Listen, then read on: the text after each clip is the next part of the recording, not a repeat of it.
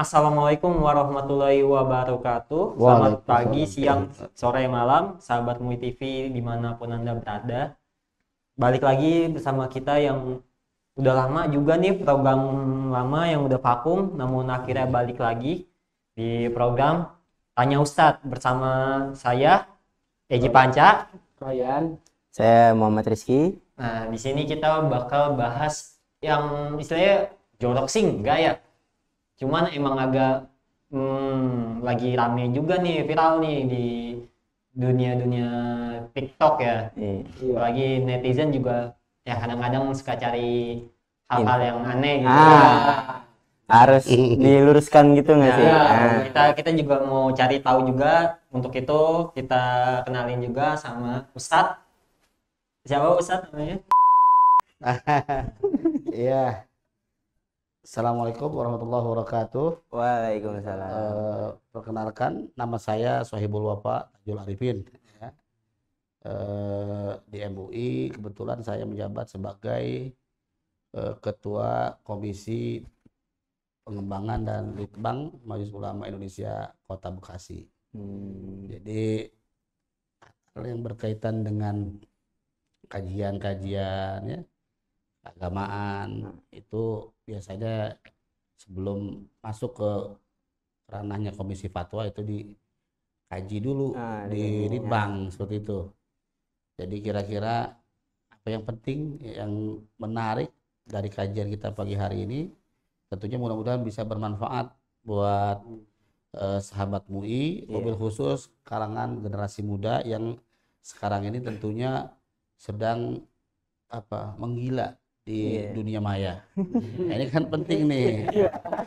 Mudah-mudahan setelah dari sini ya kita bisa terus menebarkan dakwah kita di kalangan remaja sehingga hal-hal yang berkaitan dengan perkembangan hukum yang ada di di wilayah fikih, kemudian di wilayah sosial bisa kita atasi di dalam kajian keagamaan yang insya Allah kita akan bahas. Itu aja dari saya.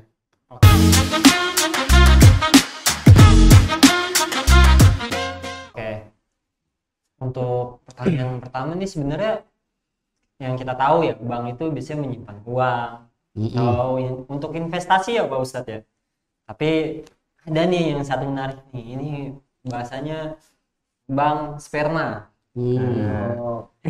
Itu lagi fenomenal banget gitu Pak Ustadz. Menurut Pak Ustadz sendiri gimana tuh bank sperma itu tuh? Bank sperma? Iya.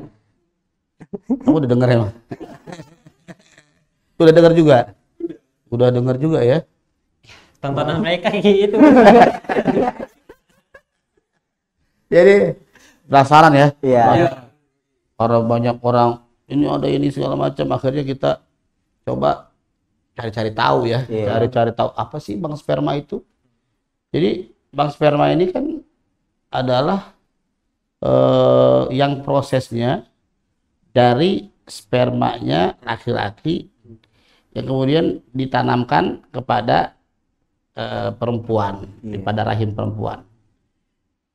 Yang jadi permasalahannya ini kan awalnya mungkin niatnya baik bagi perempuan yang mungkin tidak subur, kemudian akhirnya dengan proses seperti ini disimpan, diendapkan, kemudian akhirnya disuntikkan pada rahim sehingga kemudian diproses agar bisa mempunyai anak, membuahkan keturunan. Awalnya dari mungkin dari siapa? Dari si suami kepada si istri. Yang jadi permasalahan sekarang ini ada perubahan, pergeseran niat tadi, yang tadinya niatnya untuk membentuk jalan yang bagus, memperbaiki, kemudian menumbuhkan, menyuburkan rahim, tapi sekarang ini tidak, malah digeser kepada spam trading. Jadi ada semacam jual beli. Ada bisnis. Nah, sedang itu adalah sesuatu yang mungkin dilarang, ya kan? Sesuatu yang dilarang. Dalam agama memasukkan sperma kepada yang bukan haknya saja, itu sudah pelanggaran, offside tuh bahasa kita itu. Perlu kartu merah kalau kayak gitu. Ya kan? Kartu merah itu. Ya, itu offside itu.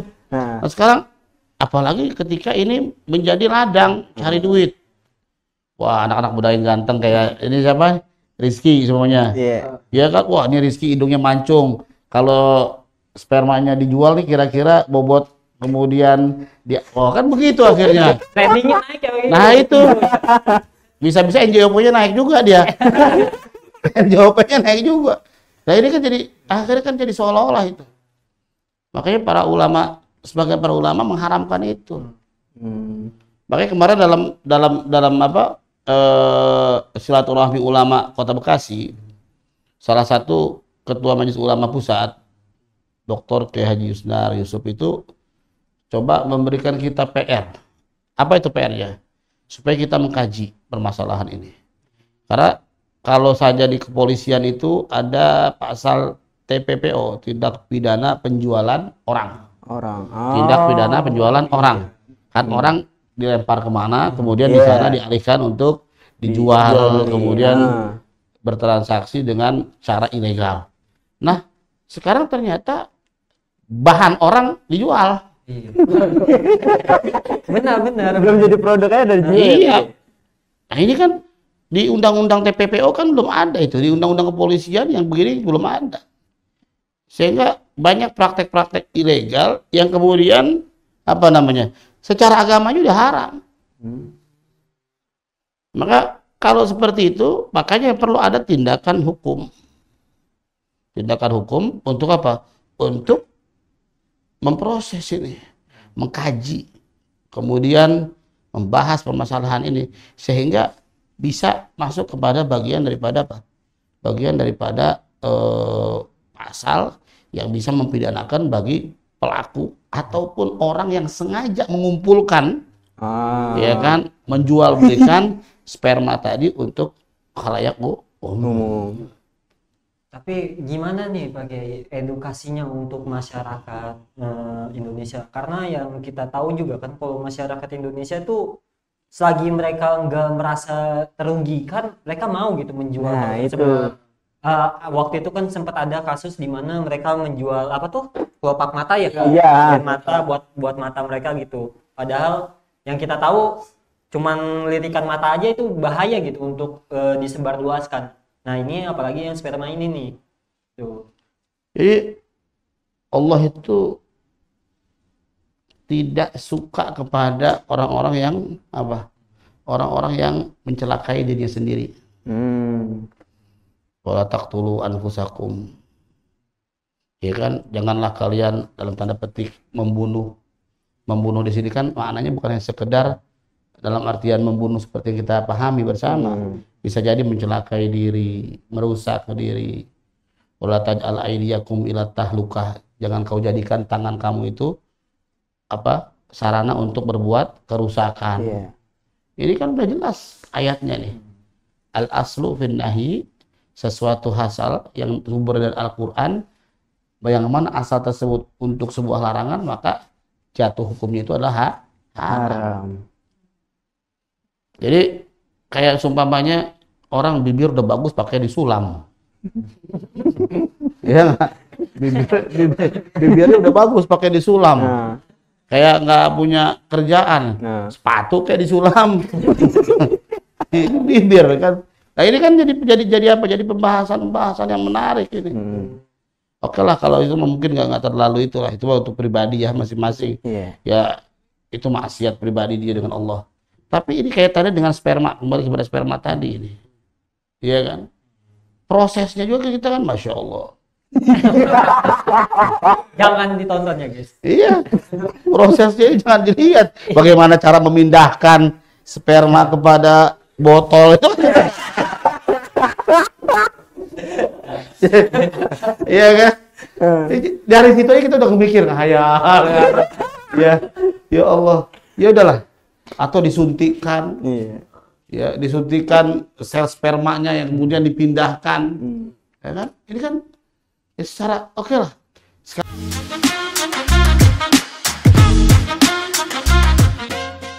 sekarang lagi ngetren lagi yang namanya spam racing. Ya. Ada belum nih? Udah. Mau sering nonton ya? Pembalapnya ini. Gimana? Spam racing itu bagaimana tuh? Yang balapan sperma ya, Pak? Ya itu. Jadi siapa yang paling dulu, ya kan larinya, tuh. Berarti dia memiliki apa? Kualitas sperma yang bagus. Oh, bayangkan. Itu kan dari situ akhirnya, subhanallah. Itu kan pertama kali yang punya otak itu kan Amerika itu. Iya, di Amerika. Rata-rata Amerika ini memang luar biasa. Sampai sperma disuntikkan, kemudian dimasukkan ke sebuah model chip, lalu kemudian itu dijadikan sebagai ajang balapan. Itu dapat hadiah loh. Iya. Hadiahnya nggak tanggung-tanggung, $10.000. $10.000 itu kalau duit kita sekarang 150 juta. Lah kalau anak-anak sekarang digituin ya pada lomba-lomba. Hah? Iya. Pak punya saya aja Pak Ustaz. 10.000. Lah 150 juta. Udah kebayang mau dia kalau gue menang ini bakal beli ini dia. Besok ayo mana ada lomba lagi nih naik NJOP. Oh, bisa 1 miliar. Itu nyemangatinnya gimana ya, Bang? Jadi di sini nih kita perlu kita jeli, ya kan? Secara teknologi untuk mendeteksi, untuk melihat reproduksi sperma kita baik ataupun tidak dari kacamata teknologi mungkin sah-sah saja. Sah-sah saja, ya. Secara kesehatan, sampel darah yang kemudian diambil. Ini orang bagaimana nih, kira-kira penyakitnya apa sih nih? Kolesterolnya berapa? Ya kadarnya, kemudian gulanya berapa kadarnya. Sekarang kadar sperma itu diuji coba secara teknologi. Secara teknologi, secara keilmuan, itu kan kajiannya kajian fikih. Yang namanya fikih itu kan berkembang. Itu adalah bagian daripada ilmu pengetahuan. Boleh-boleh saja. Boleh-boleh saja. Tapi efek setelah itu apa nih? Kalau hanya sekedar untuk melihat perkembangan kualitas, seumpamanya Rizky mau nikah, kemudian siapa? Saya Rizky. Iya, ini siapa tadi? Ryan. Royan pengen nikah atau sebelum nikah karena kurang pede dia. Ustadz, saya ngantuk mulu Ustadz. Nah, coba dicek dulu sperma saya Ustadz. Kira-kira sperma saya kualitasnya berapa nih? Kira-kira kalau saya nikah punya anak apa kagak? Gitu. Bisa jadi itu. Berarti sisi positifnya dari situ ya. Ya kita lihat kan ini kan sperm racing ini kan atau balapan sperma ini kan fungsinya itu kan untuk itu. Tujuannya kan untuk mendeteksi kualitas sperma. Ya, kualitas sperma pada seseorang, pada individu, ya kan. Lalu kemudian mungkin disimpan, lalu kemudian disuntikkan kepada rahim, pada rahim, seperti itu. Nah, kalau misalnya dianggap hebat ya, spermanya Ryan ini bisa mengelembung, wah. Terbang. Jadi kira-kira kalau kemudian jadi anak kayak apa ya? Itu udah bisa terdeteksi. Teknologi itu luar biasa. Ada teknologi yang sering anak saya bilang tuh apa macam itu. AI. Itu di sekitar udah tua umur 80 tahun mukanya kayak gimana. Udah terdeteksi itu. Saya coba lihat anak saya coba. Deteksi papa waktu muda gimana? Hampir mirip 80 sekian persen, 90% sama foto waktu saya masih umur 20 tahun. Kan lucu. Dulu papa masih ini umur sekian, papa masih kurus begini itu kan. Karena emang perkembangan teknologi itu tidak selalu mengarah kepada yang baik ya berarti ya. Ya tidak selalu jelek gitu. Wah, jangan sampai dibalik. Kebalik. Sedangkan teknologi itu sesuatu sesuatu yang pasti. Iya. Perkembangan ilmu pengetahuan itu udah pasti. Jangan jadi orang Islam kita jadi gaptek. Iya. Justru kita harus ikut. Mengikuti zaman. Harus tahu. Sekarang ini kan semua kaitan dengan teknologi dikuasai oleh Binhum. Oleh orang-orang mereka. Orang Yahudi. orang Nasrani. Kita cuma ikut aja. Ikut menyamarakkan, ikut meramaikan, ikut membeli, ikut ikut berinvestasi. Sedangkan mana produksi kita? Mana produksi kita? Ada nggak produksi kita? Nah, paling tidak dari hal ini yang harus kita waspadai adalah tadi bank sperma yang kemudian ya peruntukannya itu tidak sesuai dengan tidak sesuai dengan ajaran Islam. Ini yang paling penting. Poinnya agar itu diberikan kepada yang haknya. Ya kan, untuk mendeteksi kemudian memproduksi sperma ini kemudian menjadi bakal cabang bayi diproduksi pada tempat yang halal. Tempat yang halal itu tempat yang gimana, Ustaz? Tempat yang halal itu adalah tempat yang sudah disahkan, sudah dilegalkan nikahnya syara'an, ya syara'an wa hukman. Apa itu syara'an, Ustaz? Syara'an itu adalah legalitas agama, hukman hukum positif negara. Nah, kalau kemudian dia melakukan sebuah ikhtiar dengan cara seperti ini, mungkin boleh sebagai pendapat membolehkan. Ya nggak boleh itu tadi punyanya Royan dikasih ke orang yang bukan haknya. Ya, dikhawatirkan nanti akhirnya terjadilah lomba-lomba yang paling gampang. Pengen kaya nggak perlu kerja, jualan sperma aja dah. Yang tadinya ngapain itu? Kayak orang jual nasi uduk dong kayaknya. Ya, tapi kira-kira paham ya? Iya. Jadi itu yang terpenting. Bab daripada hukum syariat itu tetap harus kita perhatikan. Baik secara agama maupun secara hukum positif negara, kemaslahatan negara.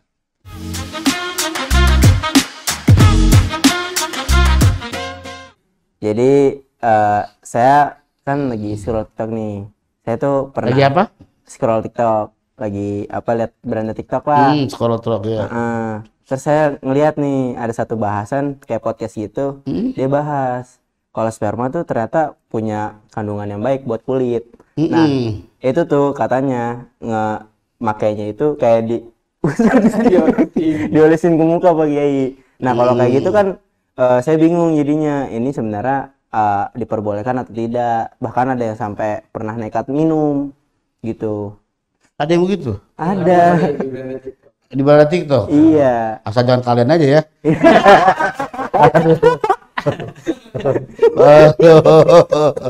Jadi beranda TikTok nih sekarang. Iya. Itu kan mitos ya. Mitos. Jadi mitos dari mulai dulu zaman saya kecil tuh udah ada itu begitu tuh. Dan rasa-rasanya nggak perlu diikutin lah.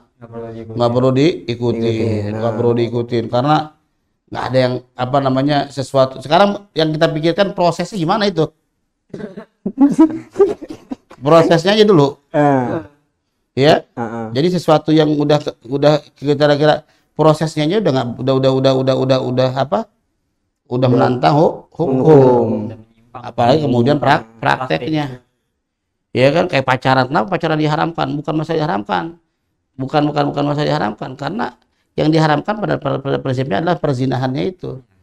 Nah, yang mendekati itu juga yang jangankan berzina, yang mendekat itu dianggap pacaran itu adalah proses untuk mendekati zina. Berarti yang itu kan berarti masuknya udah mengarahnya ke zina ya. Itu kan zina itu kan bukan hanya sekedar berhubungan intim antara laki-laki dan perempuan yang tidak halal. Iya kan? Iya. Kadang-kadang kita zina perbuatan kita, zina ini kita, segala macam, mata kita, pandangan syahwat kita, hati kita, ini kan harus kita jaga. Udah gitu kemudian sekarang skincare banyak, Pak. Kenapa harus pakai yang begituan? Iya kan? Iya benar. Udahlah. Pakai yang lain aja lah, kesian pabrik skincare itu. Kalau kemudian itu dibolehkan, difatwakan boleh, akhirnya besok laki-laki nggak ada yang beli skincare lagi. Kata malah memproduksi ya. Bukan memproduksi, menjual. dijual ke siapa, ke Mbak tuh. Ini buat skincare, Pak. Ya. Aduh, ada aja pengajian anak muda ini. Luar biasa. Pembahasannya keren ya. Iya. Luar biasa. Jangan asal dengan kalian aja. Aman. Enggak, karena kan emang sebenarnya TikTok tuh bener-bener terlihat bebas Pak Kiai. Makanya apa yang kita lihat tuh menjadi awam bagi kita gitu. Dibandingkan kita tersesat, lebih baik kita tanyakan. Iya. Mumpung ada wadahnya di sini. Iya. Mudah-mudahan bermanfaat ya. Amin. Mudah bermanfaat, mudah-mudahan jadi pelajaran buat kita dan menjadi rem buat teman-teman yang mau bikin perusahaan itu tadi. Ya, spam trading. Perusahaan apa namanya? Sperma. Jual beli sperma, ya Allah. Ya, jadi kegiatan-kegiatan yang aneh-aneh seperti di Amerika, spam rising segala macam itu udahlah. Kita nggak usah kita bahas terlalu dalam.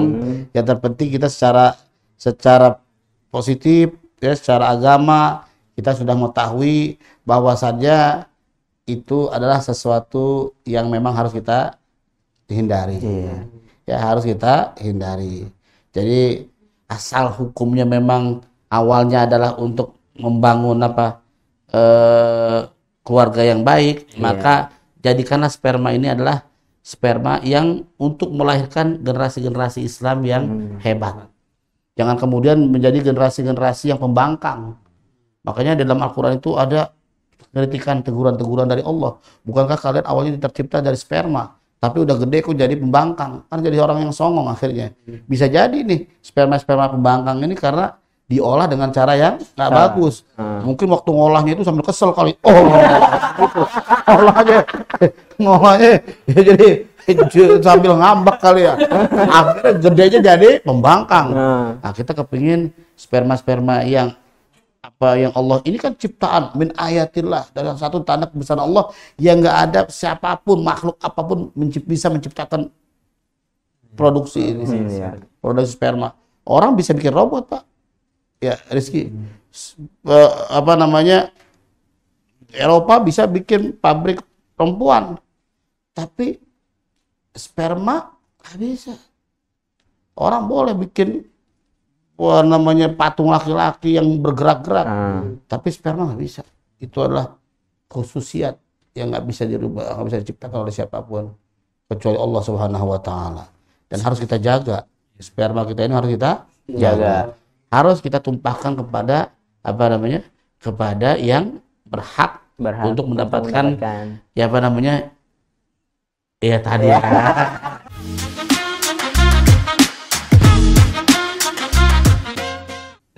Itu sih cukup. Iya. Mudah-mudahan dimaklumi, kita doa supaya pemirsa yang ada di depan sana ya, sahabat MUI, mudah-mudahan bisa menerima apa yang menjadi diskusi kita pada pagi hari ini. Mudah-mudahan bermanfaat dan kita doakan mudah-mudahan generasi Islam ke depan menjadi generasi-generasi yang tidak gaptek lagi, paham, bisa mengkanter hal itu dengan cara-cara yang positif juga. Karena yang disukai orang itu kan hal-hal yang positif, yang negatif orang nggak bakal suka. Mengkanter sesuatu yang begitu harus kita pahami lagi dengan cara dialog, diskusi seperti ini, secara santai kita bahasnya.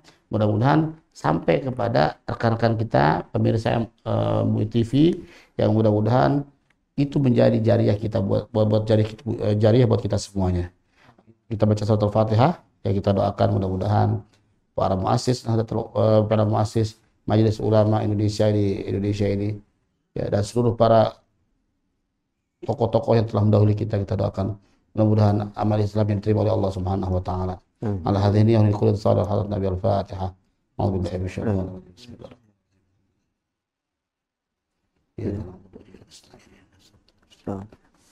Bismillahirrahmanirrahim. Rabbi zidna ilman nafi'a warzuqna fahman wasi'a wal hikmah bis salihin. Wassallallahu ala Muhammad wa ala alihi washabbihi wa barik wasallam. Alhamdulillahirabbil alamin. Oke, sahabat MUI TV, pembahasan kali ini cukup sampai di sini aja. Jangan lupa ikutin kita terus di episode Tanya Ustadz yang selanjutnya. Mungkin ada bahasan yang menarik lagi nanti di episode kedepannya. Kita tutup dulu. Assalamualaikum warahmatullahi wabarakatuh.